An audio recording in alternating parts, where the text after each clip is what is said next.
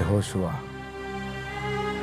గుండె చెదిరిన స్థితిలో ఉంటే, యెహోషువ, యెహోవా సైన్యాధిపతిగా నేను వచ్చాను, నిబ్బరము కలిగి ధైర్యముగా ఉండవు, నేను నీకు తోడై ఉన్నానని ధైర్యపరచడానికి దిగొచ్చావు అయ్యా.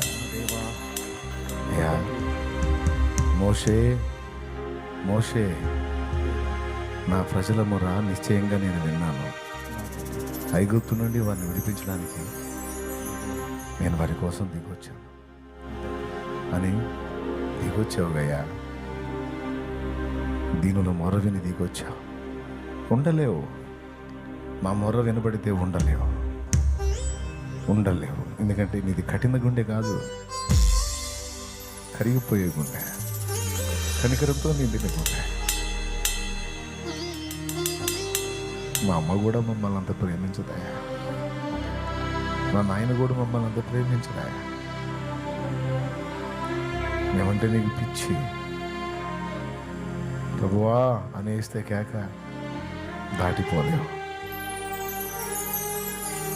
ఏమి నా కుమారుడా అంటావు, ఏమి నా కుమారి అంటావు. ఆయన దగ్గరికి తీసుకుంటావు, ఆదరిస్తావు, ఓదారుస్తావు, ధైర్యపరుస్తావు, కన్నీరు తుడుస్తావు, సమాధానం ఇస్తావు.